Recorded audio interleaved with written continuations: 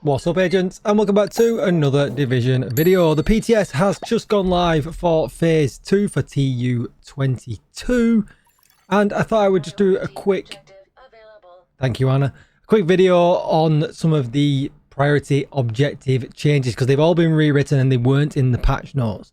Don't forget to like, share, comment and subscribe. Let me know in the comments down below if there's anything on the PTS you want me to check out this weekend, and let's get straight into it. So what it seems like they've done is they've taken a more recent save. This was a build I had on only a few days ago, so they've definitely taken a more recent save. So any changes that you made in the last PTS have definitely been wiped, which is unusual. Usually PTS phases, any changes we make carry over, but this is fresh. You're gonna have to get the gear from a mule character again, etc, etc. But as you can see, the new UI menu is here. We can go into that. We can see they've got the global modifier, which looks the same. This doesn't look like this has changed at all. There are 3 range zones with variable distances, short, medium and long. Depending on the distance to your target, weapon damage is amped by a fixed percentage: 1.2, 1.35 and 1.5. No bonuses applied past the distance threshold. Hostile modifiers, we can now press Z. The UI's changed a little bit. Look at that. Fancy animations going on. So let's go through these first of all. The hostile modifier, requital. Shooting an enemy within mid-range builds stacks of requital. For every stack, a portion of the damage dealt will be reflected back to you. The amount of damage received is directionally proportional with the amount of requital stacks. Say requital one more time, take a shot every time. Shooting an enemy from a different range zone resets the stacks. So that seems like the same. Doesn't look like these descriptions have changed.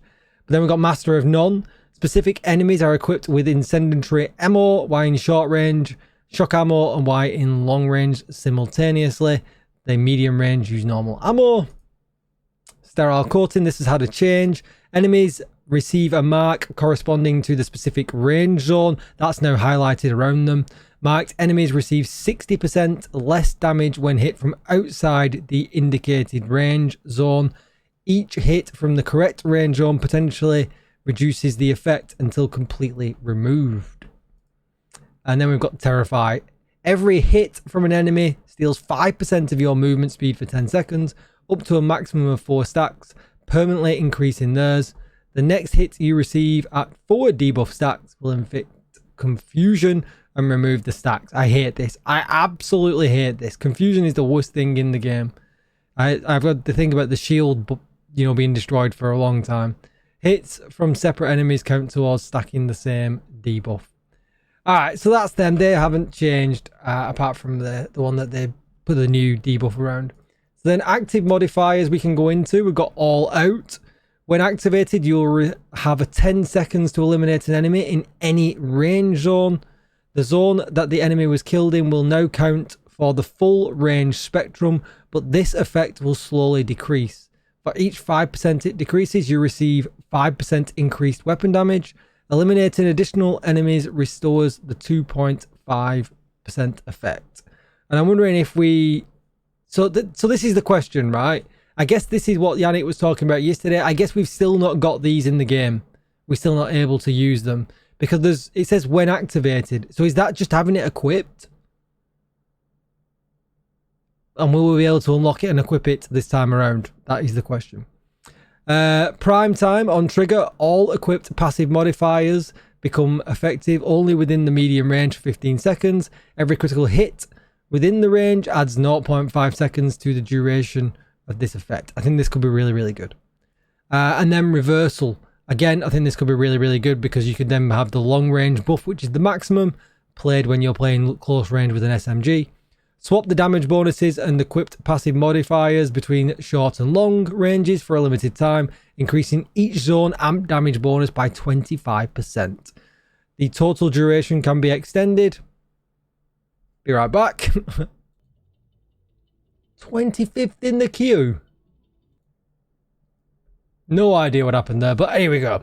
Anyway, back in. So, increases the damage zone for the amp for 25. The duration can be extended for each headshot within the 2 distances, up to a maximum of 100% of its initial duration. So yeah, this is kind of great. I think this could be really, really good. I think these two will probably be favourites, but I guess we'll see. But again, I'm not sure if we're going to be able to activate them this time around. Now, what I'm really kind of miffed about is I unlocked all of these in the last PTS, and now I've got to do it again. But Yannick did say, so if we just nip out of this menu and go into the seasonal menu and into priority objectives, he did say that we're I haven't got any right now, but he did say we're much more likely to get at the bottom here one of the modifiers. So yeah, we'll hopefully see that. Was this called Shades of Red last time? And the badge is actually pretty cool. I'm not sure if that was there last time. I don't remember seeing that. Right, so let's look at the passive modifiers, because we've already yapped on too long, and these look the same, but let's see what they've done with the descriptions, because they said they'd updated them. So the passive modifier for short range, weapon handling is increased by 50% of headshot damage while there are enemies within short range. I don't think I would ever use that. Weapon handling is increased by 50% of the headshot damage while there are enemies within short range. I mean, could be good for SVDs, perhaps. Bouncier rifles, maybe. But let's see what else we'd have an option with. Rate of fire and reload time are increased by 30%, but the standard magazine size is reduced by 50% when equipped. I think this is going to be the winner. I think this is absolutely going to be the winner. On short reloads, you know, reload time guns, this Impatient could be, you know, banging. Absolutely banging. And then Liberty. Deal 30% more damage to armored enemies within short range. The damage received from armored targets is increased by 15%. So basically glass cannon. Again, a different type of glass cannon. I think Impatient's going to be the way to go. Absolutely think it's going to be the way to go. Can you imagine that with ongoing directive? Don't need to worry about ammo anyway. Yeah, really, really good. And I guess it's only magazine size anyway. It's not the actual ammo stock. Or, you know, or Bullet King.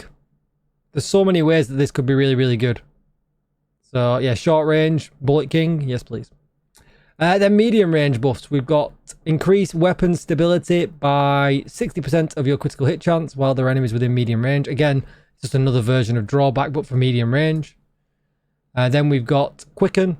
Again, medium range. Every critical hit on an enemy within medium range reduces active skill cooldowns by 3%. Again, not for me, I don't think. And then we've got retribution. Shooting enemies inside medium range builds stacks up to 100 stacks. For every stack you gain 0.5% critical hit chance. Lose 1 stack for every bullet fired after reaching 100 stacks. I mean, alright. So that way then I could put headshot damage, weapon handling in my build with crit damage and not have to worry too much about crit chance. Would the build up affect it? Depends how quick we're killing enemies. I think the medium range ones are naff. This would be so much better if it was building crit damage. So much better if it was building crit damage. In fact, that will be my first note of the PTS. So medium range modifier. Maybe crit damage. I'll have to test it out and see. Because that would be really nice. Long range. Each shot to an enemy's body increases damage up to 2.5x. The multiplier grows by 0.5x with each shot, and any registered headshot will reset it. The bonus can be stacked on different enemies. Shooting an enemy outside of long range resets the stats. So I think this could be really interesting, right? This could be a lot of damage because you could run this, but then run the other modifier, the reversal modifier, so that it's counting in the short range and just go body shots. And I think you could be really, really, really powerful.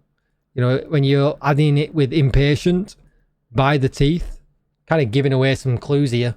You see other content creators saying the same thing, you know where it's come from. But I think this could be really, really powerful. By the teeth, Impatient and reversal together could be, you know, crazy. With probably retribution, let's face it. Call of the week. Each headshot from behind cover within long range grants 5% maximum rifle damage per shot up to a maximum of 30. This is just meh. Maximum rifle damage, meh. Maybe amp damage and I'd be interested. Tapper. Headshot damage is increased by 150%, but body shots deal greatly reduced damage at long range. And again, I think this is a really good one that you could run with reversal for like a shotgun headshot build, pistol headshot build. Could be wild. Could be absolutely wild. Again, this is one with reversal that I'll definitely be trying out. Then multi-zone, these were all kind of about naff last time, but let's see what if they've changed them. Gain 12% has pro for each enemy in short and medium range. Still feels the same, but it's kind of meh. Assault and sniper turrets now benefit from amp damage bonuses granted by the range zones. Damn. Why just the turret? This had been the striker drone. This would have been so good. But I guess I'll take the assault turret if I'm going to take anything. And then eliminate enemies at any range grants you one of the following buffs for 5 seconds. 20% movement speed, 30% accuracy, 20% reload speed. This is the one you're going to run. If you're going to run any multi-range buff, this is the one that you are going to run.